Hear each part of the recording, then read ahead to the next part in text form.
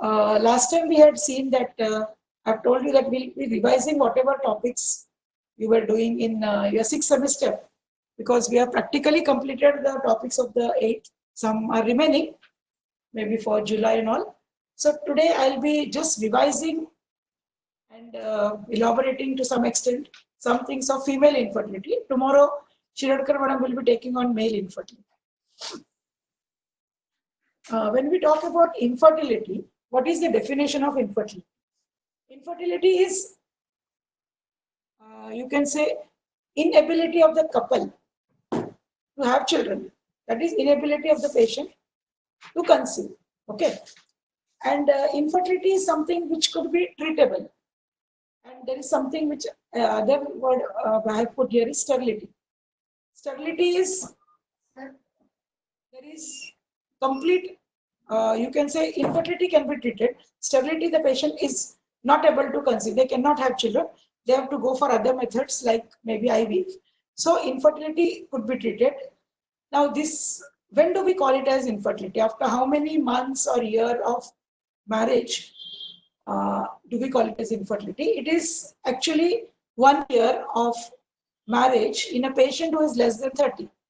If the couple is not able to conceive, that is the female partner is not able to conceive in a period of 1 year of regular coitus, then only it is called as infertility. It is not that both the husband and wife are staying apart and then even if they are married for 1 year, we will investigate. No, after 1 year of coitus, regular coitus, if they are not able to have children, it is called as infertility. But in a person who is less than maybe 30 years, then in such cases, less than 6 months, within 6 months. So, for the definition purpose, infertility is inability to conceive in a period of 1 year. And if it is in a person, a female partner less than or more than 30, less than 6 months. So, whatever I have written over here is, generally the conception occurs within 1 year in 80% of the couples. Generally, conception occurs in a period of 1 year in 80% of the couples. 3 months after marriage, 50% of couples conceive. So the female conceives. 6 months, 75% conceive.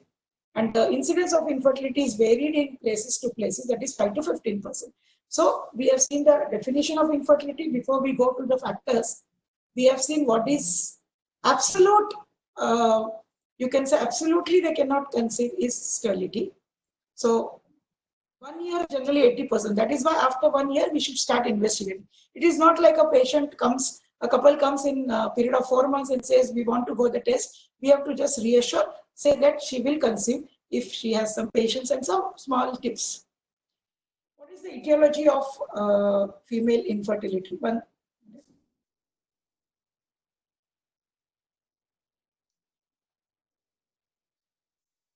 The etiology is, there are varied, right, starting from the vagina. So there could be dyspareunia, which could be superficial, deep. There could be congenital defects in the genital tract. There could be infections in the lower genital tract. The cervical factors, the uterine factors, the tubal factors, the ovarian factors, peritoneal factors, hormonal factors, chronic. So this is a complete headings. We will not go into all these headings as such. We will mainly deal with the cervical, to some extent the uterine, tubal and ovarian. When we talk about dyspareunia, I was talking about dyspareunia over here. I had mentioned the superficial dyspareunia is mainly due to stress. Some bad episode in the childhood, some molestation, something, sexual assault, and then there is vaginismus. So this can be treated by reassurance. But the deep-seated dyspareunia, is mainly due to retroverted uterus. It is due to retroverted uterus, which is a fixed retroversion with, you can say, the prolapsed ovaries.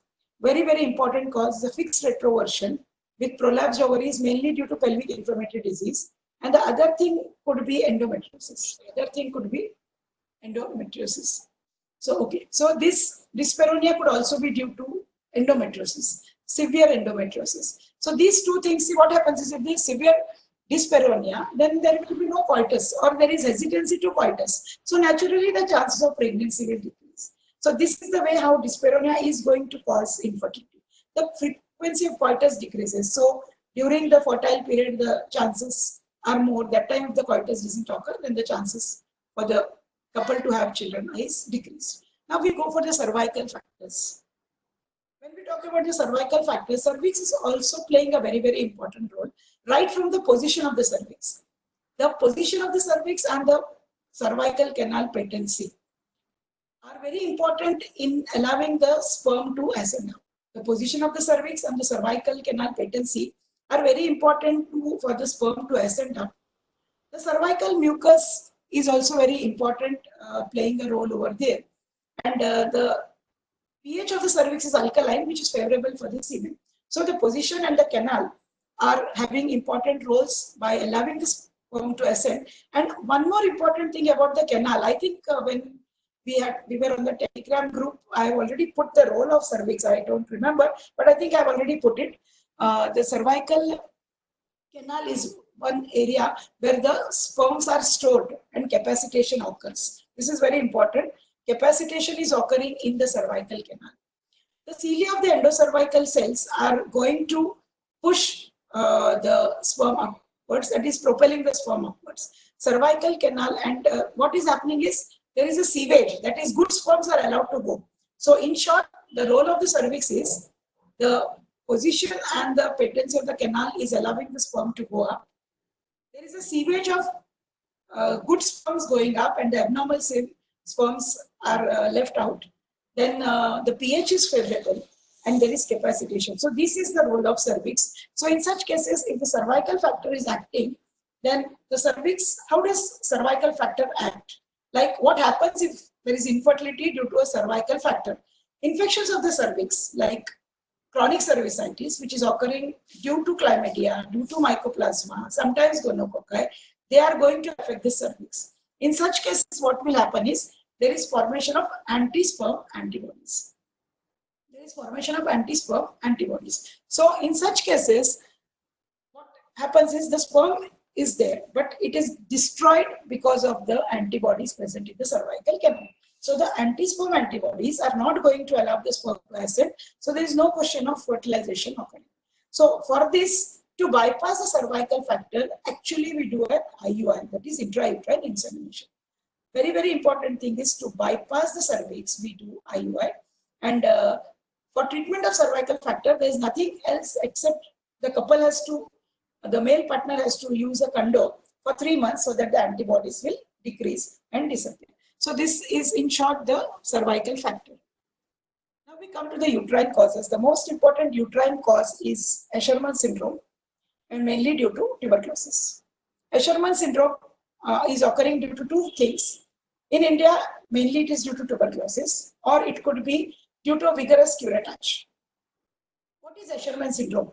Both the uterine walls get, you can say, sealed with each other because of adhesions. There are a lot of adhesions occurring because of either COX or vigorous curettage, and the walls get plastered towards each other and the patient lands up into, mainly she is a case of secondary amenorrhea. I'll only be taking amenorrhea later, I think. Then Asherman's causes mainly secondary amenorrhea leading to infertility. Now there is a classification which is given in Shaw, that is a minimal, moderate, severe. This is depending on how much percentage of the what you can say the uterine wall is having adhesions. Minimal means less than 25%. If 25% of the uterine wall is having adhesions, very important thing to be noted in minimal is, in minimal, the tubal osteae are normal. There is nothing occurring at the tubal osteae. In moderate, the tubal osteae could be involved. In minimal, only 25% or less than 25% of the uterine wall has adhesions, but the tubal osteae are free. In cases of moderate one, 25 to 70% of the wall is affected. There are adhesions, but there is no agglutination. There is no agglutination. And the severe is, there is more than 70% and even agglutination. So this is the way Asherman syndrome is classified into. And the treatment for Asherman syndrome is you have to do a hysteroscopy. What you have to do? You have to do a hysteroscopy, break the adhesions and insert an IUCD. What we have to do is, we have to do hysteroscopy.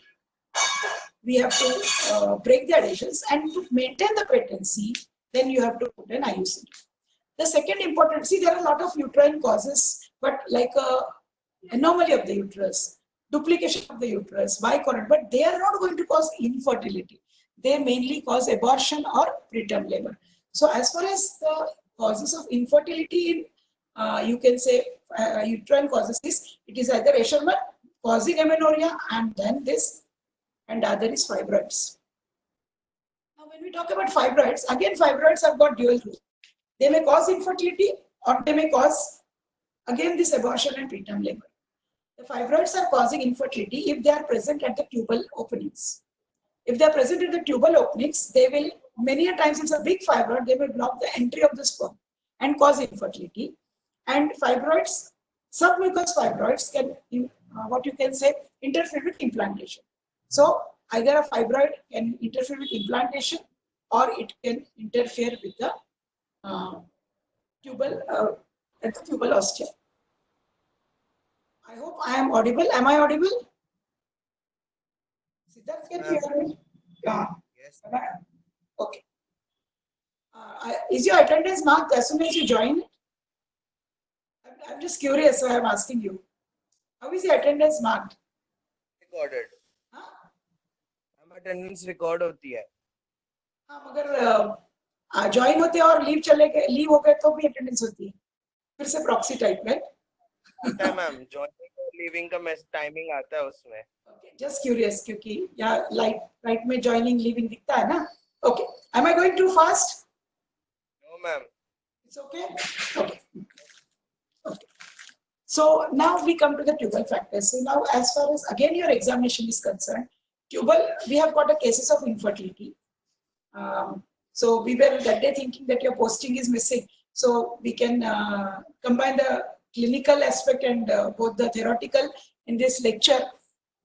The tubal factor is one factor which is asked in the practical, and even the ovarian factor is asked. And tubal factors are again asked as a theory question.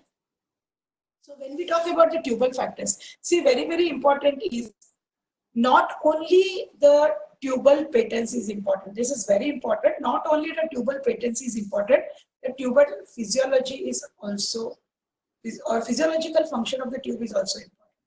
Not only the tubal patency is important, but the physiological function of the tube is most important. So sulfingitis, how does it cause infertility? Sulfingitis is going to be caused by same thing, chlamydia, mycoplasma, gonococci, tuberculosis. In India, again tuberculosis. One important thing which I want to tell you is tuberculosis causes the tube to be open, but still it is not functioning. That's very important. You have to remember, very commonly asked question, in tuberculosis, the tube is patent, but it's not functioning. So it lands up into infertility. Why? Because the cilia are lost. So in short, let me tell you, how is this sulfingitis going to affect? This sulfingitis causes a destruction. If you remember our lectures on PID, or whoever were posted and then they had a clinic on PID, that sulfingitis is going to cause a destruction of the cilia. There is a crypt formation, and then there is a peritubal adhesions. There are peritubal adhesions. What happens is, what is the role of the tube? Before that, let's see what is the role of the tube as far as the fertilization is concerned. The sperm is ascending from the cervix through the uterus, and then it goes to the tube. So this tube, the function of the tube is the cilia, the cells which are present, they have got movements which will cause the sperm and ovum to come near each other. The sperm and ovum to come near each other and fertilization occurs. So propelling in both the direction is the work of the tube. If there are adhesions, if there are peritubal adhesions, then naturally the movement of the tube is hampered. Because of peritubal adhesions, the movement of the tube is hampered, and then it will cause a problem in fertilization. So this is the role. And or what happens is, because of sulfingitis, the crypt formation, there could be fertilization, but there could be ectopic pregnancy because the movement is not occurring. So the cells which are present, the cilia which are present, the tubal motility which is present, the fimbria are going to cover the ovary during the ovulation and pick up the ovum and propel. All these functions get hampered if there is sulfingitis due to various causes. So this is the way it is going to cause infertility. I just put this, it is given in your book, just because you are asked this MCQs, that one episode of PID causes 12% of tubal block, 2 episode causes 23%, 3 episodes cause 54% of blockade. This is just out of interest. I just thought I should put it over here. So the tube is going to have the role this way, and then if sulfidatitis occurs, then the tubal factors are going to play a role. Now, how do we assess the tubal factors? After the tubal factors, I'll say how to approach a patient, because we will go a little clinical also. When we talk about the tubal factors, the most important test we do is the tubal patency test.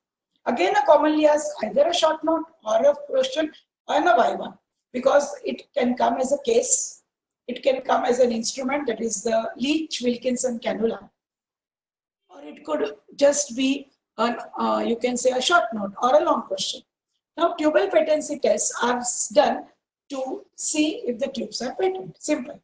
So, when is it done? Very, very important. This you should know. It is done after she stops her menses, but before the 10th day. I would like to repeat, it is done after she stops the menstruation, that is 1 or 2 days after her periods have stopped, but before 10 days. You should not do it after 10 days, because you may by mistake push a fertilized ovum outside. So this is very important. Why do we not do it during menstruation? Why do we not do it during menstruation? It is not done because you are going, when you're doing a tubal patency test, you're going to push the dye under force, and this dye may push the menstrual fluid and you may cause iatrogenic endometriosis. So that is important. So you don't do it during menstruation. So the timing of tubal patency test is post-menstrually, 1 or 2 days after she stops the menstruation, but within 10 days of the first half of the cycle. Now, the various methods which are used are hysterosalpingography, which is called as HS-graphy, laparohysteroscopy. Now, this is the one which is very rampantly used, but we should know all the methods, sonosalpingography, and the newer modalities. Now, we will go into brief about the HS-graphy. Now, HS-graphy is done with a water-soluble solution. How is it done? It is done with a water-soluble solution. Please remember, the water-soluble one has minimal tissue reaction. The water-soluble one has minimum tissue reaction. Absorption is good. Reactions are less. The water-soluble solutions, that is the dye which is used, is water-soluble. It has got minimum tissue reaction. Very, very less allergic or any other reaction, and it is easily absorbable. So that is why it is used. Now there is an oil soluble also. Actually speaking, oil soluble is going to give more better picture, more clearer picture. But they are not used. You get a very good picture. The accuracy is good, but the problem is it is going to have problems because it causes reaction. It causes more of tissue reaction, adhesion. So that is not used. One important thing about this tubal patency test is it has been observed that after you do the test, the patient sometimes conceives very fast. So now what is the role of the tubal patency test? Only doing a test. Why are we doing a test? We are doing a test to know whether the tube is patent. It is not a treatment. It is just a diagnostic procedure. But in spite of that, due to tubal patency test, there is some pregnancy occurring. Why? Because when you are pushing the dye under pressure, the amorphous material consisting of histiocytes, what is happening is when you are pushing the dye, some amorphous material which were blocking the tube is pushed out with force, and the tube opens. Small adhesions, some flimsy adhesions will just break up because you have to push the dye under pressure. So this is also one thing which is achieved. Now when we are talking about HS-graphy and laparohysteroscopy, as I told you, when you do HS-graphy, I think I was the one who took your introductory lectures. I'm not very sure about it, but I just thought I have mentioned, if I have taken it that time, I always mention, when you take HS-graphy, you take 2 films. It is an X-ray, isn't it? But it is observed by fluoroscopy. you take two X-rays. One when the dye is going into the tube and other when the dye is filling. So you can't take many X-rays because it's going to cost the patient more number of films. So what you can do is you take only two films, but you see the complete procedure through the fluoroscopy. So first film is when the dye is getting into the tubal ostia, and the second one when the dye is getting spilled over. So these are the two films. The advantage of hysterosalpingography is you can see the interior of the tube and uterus. You can see whether there is any anomaly of the uterine cavity also. This interior is seen by HS-graphy. Now we come to laparohysteroscopy. Now, because we have a hysteroscopy, we can see interior here also. But here it is done under general anesthesia. HS-graphy is done without any anesthesia. Only thing which you can give is atropine. Now, why do we give atropine? See, what is happening? The patient is a case of infertility. She is stressed out. She will have spasm. And then you don't know whether this spasm is physiological spasm of the cornual end or it is pathological. So if you give atropine, the physiological spasm decreases. So always give it after giving an injection of atropine half an hour before. The problem is HS-graphy. Please remember, very important thing is HS-graphy is contraindicated in tuberculosis. Never do a HS-graphy in patients whom you have already suspected having tuberculosis, because it will flare up. It will flare up and you will land up into trouble. Other thing is it can cause some allergic reaction because of the dye, or it can cause some infections. So, or patient may collapse suddenly. So because of the insertion of the HS-graphy cannula, which is called as Leach-Wilkinson cannula, kept in your examination. Okay. So this is about HS-graphy. When we talk about laparohysteroscopy is done under general anesthesia. Again, the same timing for all the tubal patency tests, the time is the same. The advantage of laparohysteroscopy is, in addition to the tubes, you can even visualize the ovaries. You can even visualize any abdominal condition. Endometriosis can be seen. So this is most important advantage of laparohysteroscopy, that you can visualize in addition to the tubes, the tubal adhesions, the ovaries can be seen, and also if there is any abdominal cocks, endometriosis, all can be. And other important thing is you can even treat them at the same sitting. If you've got some tubal factor, you can do a tubal cannulation at the same sitting. If there are adhesions, you can even break up the adhesions. In case of PCOS, maybe drilling, it's a little controversial about drilling. So these things can be done at laparoscopy.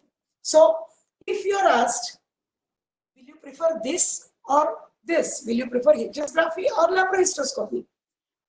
Then actually speaking, they are complementing each other. Actually speaking, they are complementing each other, because in HS-graphy, you see the interior, but in lapro, you will see the exterior. Now hysteroscopy coming up, we can see the interior of the uterine cavity also. Now there's another thing which is a little less done, but it is sometimes done by some people, is sonosalpingography. What is done in sonosalpingography? It is simple USG. It is some simple ultrasound where what you have to do is you have to inject saline. You have to inject saline through the cervical canal, and then see, remember one thing, when we are talking about tubal patency, I was repeatedly telling that you have to push the dye in the tube.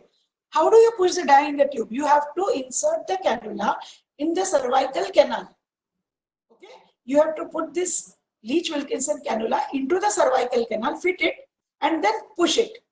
Okay, so you are pushing it through the cervix, through the uterine cavity, it goes to the tube. So you need more amount of dye. Here in laparohysteroscopy, you use methylene blue. What you use methylene blue because that is bluish color and you can nicely see it coming out. A white color thing cannot be seen. So in laparohysteroscopy, sterile methylene blue is used. In sonosalpingography, you are looking it through the machine. So what you do is you will insert normal saline. Okay, the normal saline comes out, and what you do at the end, you push some air so that immediately because of the pressure of the air, the fluid comes out. You can see. So in sonosalpingography, you use the normal saline and some amount of air at the end. So these three are the tubal patency test which you have to write. There are other hysteroscopy only, phalloscopy, that is a direct entry into the tube, salpingoscopy, and there's something called as fertiloscopy. Here what is done is there are two guiders which are used. One is inserted into the uterine cavity and other goes into the posterior fornix for pouch of Douglas. So it gives more accuracy. So maybe it is said that fertiloscopy could replace all these things in a little later in future, maybe when you go for post-graduation. So for simple purposes, just to revise the tubal factors are playing a very, very important role in infertility. Due to affection of the tube by various factors, and how it occurs we have seen, we diagnose it by doing tubal patency test. How do we treat it?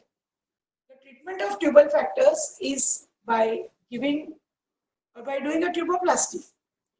But remember one thing, tuboplasty could be successful. The person who does a tuboplasty is doing it under microscope. Okay, is doing under microscope. Some principles in tuboplasty I would like to tell you. When you're doing a tuboplasty, you have to have minimum handling of the tissue. It's a microsurgery. It's done under microscope. So minimum handling of the tissues. No mopping. Very important, no mopping of the tissues. Third thing is hemostasis is to be achieved very nicely. Fourth thing is very fine suture materials. It's like a plastic surgery. So many a time tuboplasty is done. Initially, it was done by a plastic surgeon. We used to call plastic surgeons to do that, but now we have got so many laparoscopists who are doing in our hospital outside who do it. We don't have to have a plastic surgeon for that. So tuboplasty is a microsurgery done under lots of magnification, but principles have to be added that minimum handling, no mopping, then suture materials very fine, hemostasis to be achieved. So all this principle if followed, the tube becomes patent. But as I told you, it is not the patency only which is important. The physiological function is important. So the success rate is comparatively less. So that could be a problem. And the ultimate solution is IVF. The ultimate solution is IVF. So IVF, one of the main important indication for IVF is tubal factor. One of the main indication is tubal factor. I would like to tell you one thing over here when we are talking about tuboplasty. When we are talking about tuboplasty or when we were talking about laparohysteroscopy, laparohysteroscopy is, indication is to test the tubal patency, right? But there is one more indication. Before patient goes for IVF, if you find that the tubal factor is the one for IVF, just try to understand. If the indication of IVF is the tubal factor, then in such cases, before doing IVF, many a time salpingectomy is done. So laparoscopy indication, one of the indication of laparoscopy is before IVF. Many IVFs, what if tuboplasty is, can you put the question again? It's disappeared from the screen. I don't know who has asked it. If tuboplasty, can you just type the question again? Whoever has put the question, please, can you type it till the time I go ahead? Okay. So one of the indication was to test the tubal patency. The other, what if tuboplasty is successful, later gets to know the husband's semen is abnormal, right? Did you say that? Husband. If the husband's semen, you cannot afford to have that. You should always do a semen analysis before going for any invasive procedure. That is the rule. As I am not taking the male factor, I didn't emphasize, but first of all, the male factor has to be evaluated. Semen analysis is compulsory before doing tubal patency, before posting for laparoscopy. I hope I have answered your question. Tubal patency tests have to be done only after you do a routine ultrasound, ovulation studies, and semen analysis. If the semen is normal, then only you go for laparohysteroscopy. Okay, thank you. So one of the reasons for laparohysteroscopy is before IVF. What is this? This is hydrosalpingo, because repeated attack of PID are going to cause hydrosalpingo, isn't it? So this hydrosalpingo, the fluid which is present is toxic to the sperm and to the fertilized ovum. So that is why before IVF, if it is a tubal factor, then salpingectomy is done by all the IVF specialists. Okay. So, when we were talking about IVF, I think we will not go into the details over here. If time permits, we'll go. I'm not very sure about that. The indications of IVF I would like to mention. One is tubal factors. Second is unexplained infertility. Tubal factors is the main one. Unexplained infertility, oligospermia, and endometriosis. These are four important things, and I would want you to read IVF in detail because that is the one which is very commonly given in the books and done nowadays. So it is compulsory for all of you to read IVF now and various forms which are there. So tubal factors, oligospermia, then endometriosis, and unexplained are the major indications of IVF. Now we come to the ovarian factors, very, very important. Ovarian factors is one which can be assessed without doing any invasion. Okay. These are some things which you have learned in physiology. I'll just brush through them. Basal body temperature. Now, the basal body temperature, the concept is that when the patient, when she ovulates, she has got a rising progesterone. When she ovulates, she has got a rising progesterone because after ovulation, the cells, thicker cells start secreting progesterone. So because of progesterone, there is 1 degree rise in temperature. Because of progesterone, there is a 1 degree rise in temperature. So if the person is taking daily temperature, and suddenly after 1 day, there is a 1 degree rise, that means ovulation is occurred. But see, this has got so many problems. Any reason could be for an increased temperature. Patient could have some fever, some cold, or thinking of hot milk. So this is not 100%, but this could be one of the tests to complete the list. Fern test, not to go into much detail of the Fern test is, initially there is estrogen, second half, some estrogen and progesterone. So when there is estrogen, when you look at the cervical mucus, when you study the cervical mucus in the pre-ovulatory phase, you can see some fern-like thing under the microscope. This is because of effect of estrogen. When you see the cervical, visualize the cervical mucus under a microscope in the pre-ovulatory phase, then there is a fern-like appearance, and even you can stretch it. That cervical mucus can be stretched because it is elastic, and that is called as a spin barquette. I think you remember it. It's a spin barquette. You can stretch it to a lot of 10 centimeters. But once ovulation occurs, progesterone starts, and progesterone starts, what you can say, this elasticity is lost, then it becomes more thicker. So spin barquette is lost. So under effect of estrogen, there will be appearance of fern-like thing, and there is a stretching. But once ovulation occurs, and unless ovulation occurs, progesterone is not going to come. So once progesterone comes, then the Fern test disappears and the spin barquette is lost. So this is an indirect method. Now endometrial biopsy. Endometrial biopsy, that is, you take out a strip of endometrium in the premenstrual. It's not pre-ovulatory, remember. It's premenstrual, 2 to 3 days prior to menstruation. If ovulation has occurred, it will be secretory endometrium. So this was one method which we used to do when we did a MD or when we started our career. But now it's completely replaced by ultrasound. Okay.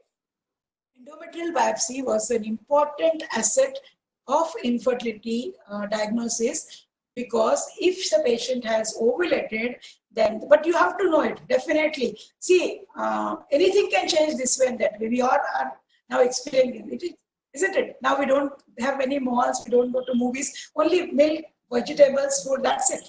Everybody is surviving that only. See, we have come to the basic necessities. So anything can occur anytime. So we have to know some things. If the ultrasound machine goes out, we have to know the other methods. So endometrial biopsy is one method which you can, but the endometrium which is coming is a secretory. Now, plasma progesterone levels, definitely.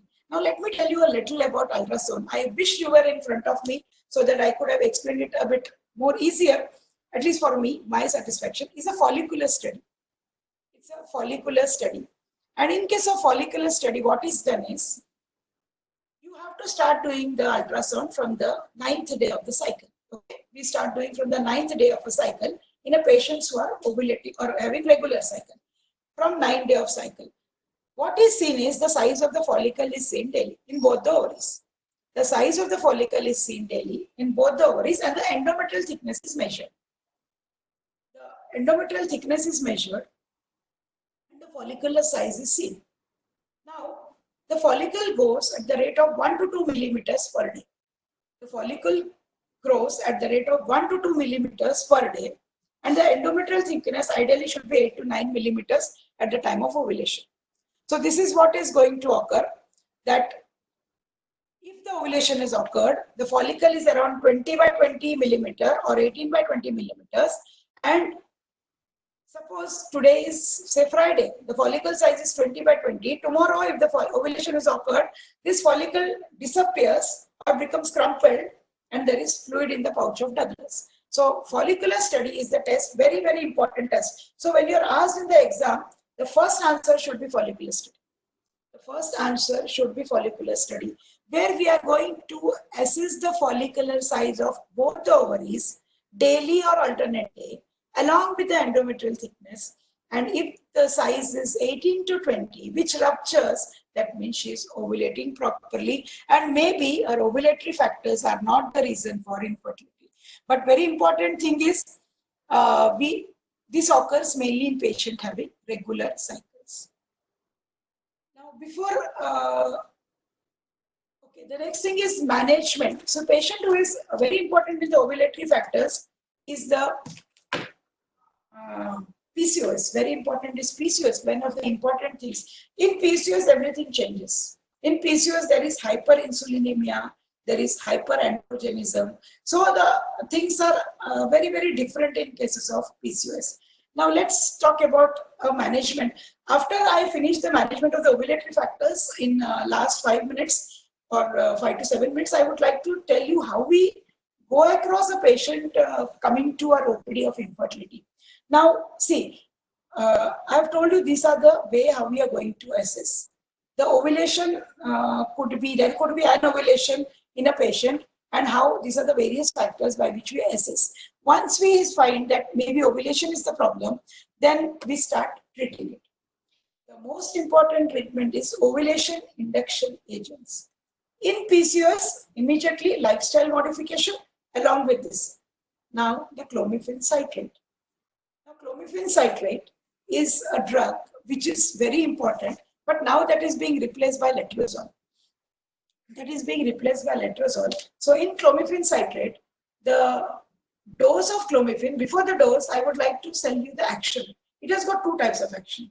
One is estrogenic and other is anti-estrogenic. One is estrogenic and other is anti-estrogenic.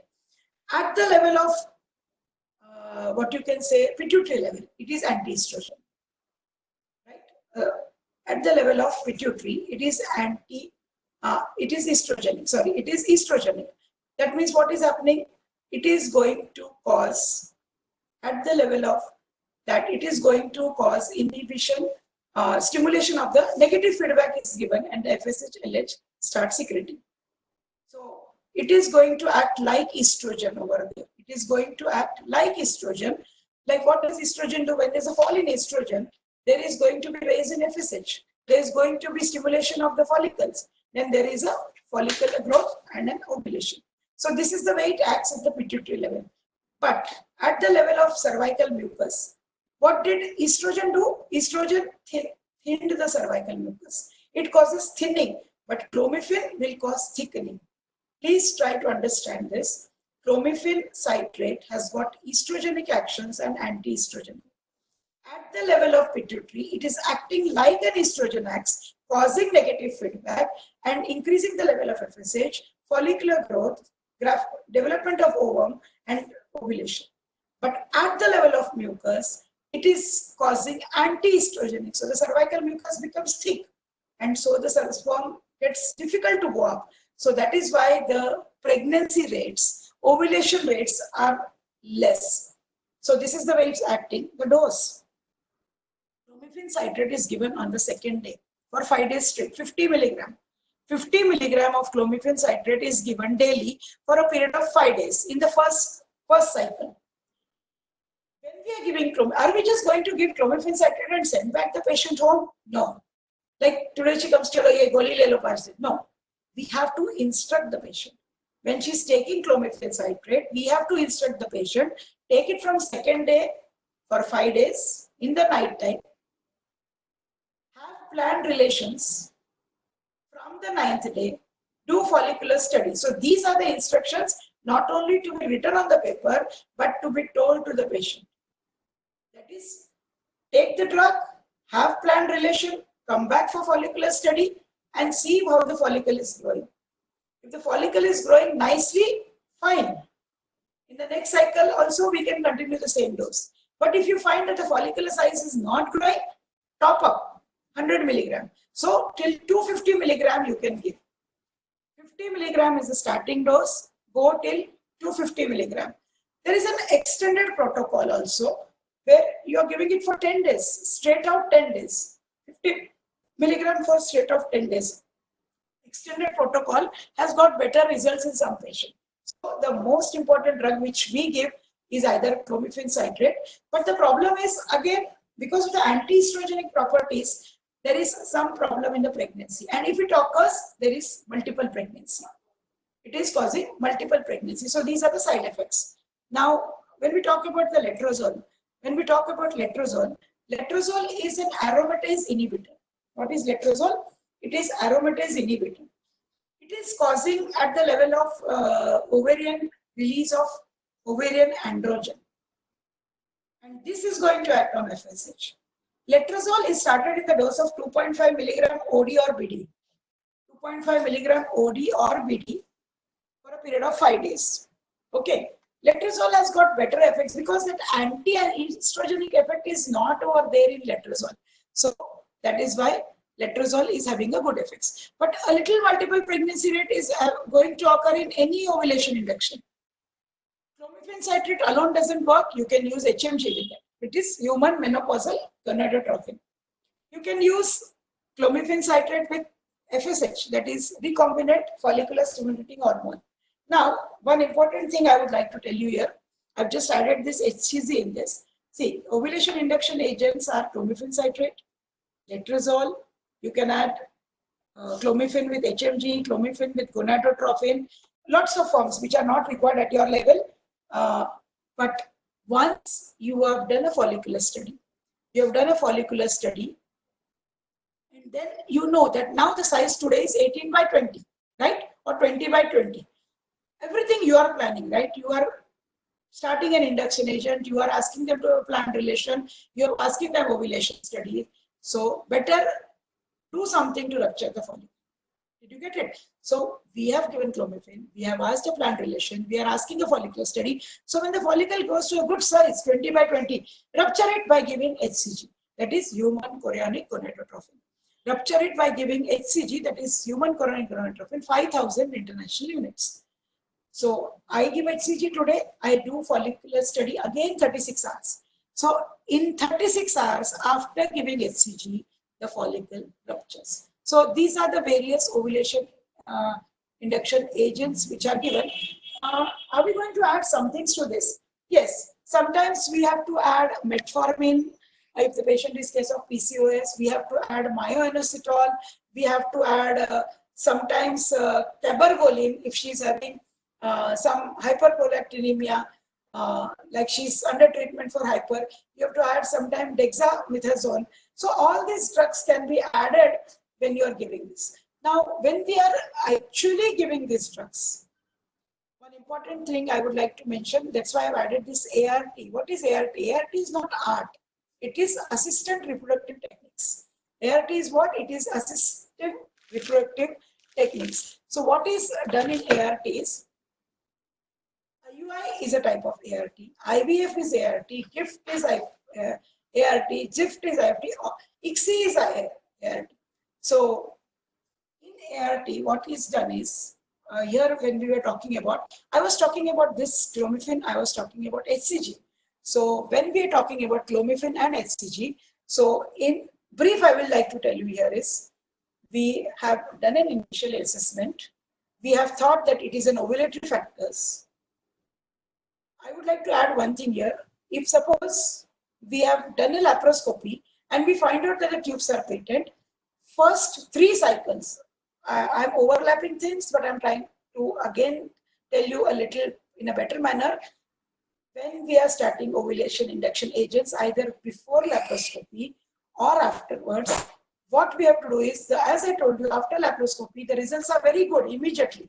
So the plan of action should be IUI, ovulation induction plus IUI in the next 3 cycles. This should be written on the discharge card if the tubes are patent in a case of laparoscopic patient, because the maximum pregnancy rate is immediately after laparoscopy. So I have induced the cycle with clomiphene citrate, then I monitor it, then I give HCG to rupture, and after it ruptures, I would like to do IUI. What is IUI? Intrauterine insemination. Again, you have to know a little about it. Let me mention this and then we'll close it. IUI is intrauterine insemination, which is done to bypass the cervical factor, or which is done in patient having mild oligospermia. Okay? In mild oligospermia and in cervical factors, and when we are inducing to get better results, we will do IUI. Now, when you are doing IUI, you have to counsel the patient right on the first day when she comes to you that this cycle I am going to do IUI. Are you ready? Because the husband has to be available to get the semen sample. So the counseling is to be done not on the day, chalo aaj follicle rupture ho gaya, IUI karte. No, you have to counsel them because it is very important psychologically and even financially. So if they are ready, then if they are ready for IUI, 2 to 3 days prior to IUI, abstinence is necessary. Now you will ask me, this follicle is growing nicely and we are asking them for abstinence. Yes, but 3 days abstinence gives you better sperm count. 3 days abstinence gives you better sperm count. So for that, they have to be very sure. Like you're inducing and suddenly they say, no, we are not going to do IUI. The whole cycle is wasted. So they have to be sure. 2 to 3 days of abstinence. So once the follicle ruptures, then IUI to be done immediately because the ovum is going to survive only for 24 hours. So suppose today follicle rupture and the parso aayenge, no use. You have, that's why counseling is very important. As soon as it ruptures, they have to go to the sperm bank, give the sample, sperm wash is done, and once they get the sample of sperm wash into the hands, immediately rush to the obstetrician and then get the IUI done. That is why all the things are coming up in the same center. Sperm wash being done there, the lab is there. So it becomes more easy. The patient doesn't have to roam about. So within half an hour of this collection of sample, you have to do an IUI. And when you do IUI, please remember, no cleaning of the cervix with betadine. Clean if necessary with normal saline because betadine will hamper the motility of the sperm. So just insert a speculum. Very important principles which you have to do when you're doing IUI. Insert a speculum.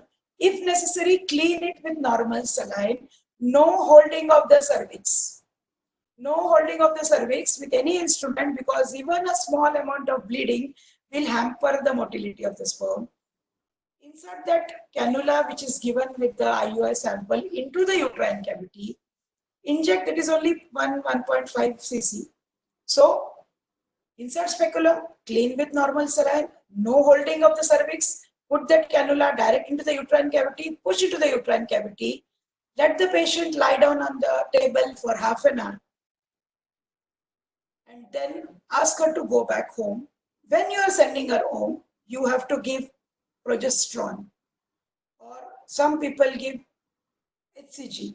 So, you have to cover her in the next of the cycle with progesterone for avoiding luteal phase defects. For avoiding luteal phase defect. So progesterone to be inserted.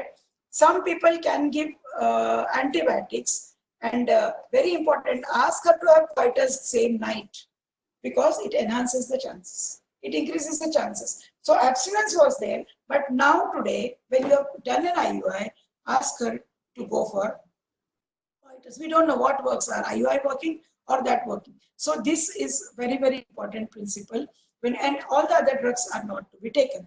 So this is, I think we finish it off, and just 1 minute before that, tomorrow madam will be taking male infertility. When a couple comes to the OPD with female with infertility, when 1/3 is male factor, 1/3 is female, 1/3 is combined. It is not necessary it's always the female. So ideally a couple should work or else husband should be called. 1/3 male, 1/3 female, 1/3 is the combined factor. Go for non-invasive, examine the female patient. Here very important thing is sexual history.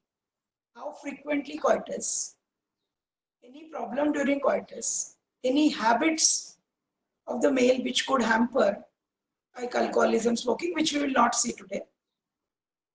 Any dyspareunias, all the things to be asked.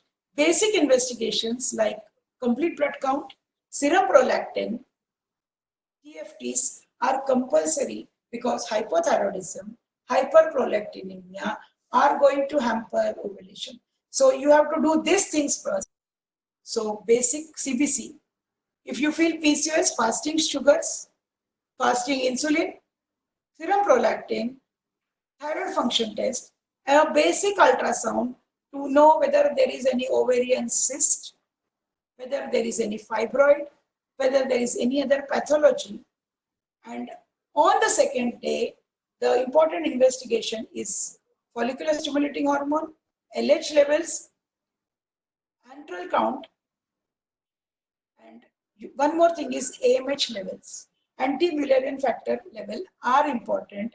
See, these are the things which are done in IVF. In basic, we may not need the antral follicle count and AMH level in a patient who is just married 1.5 year back, 25-year-old.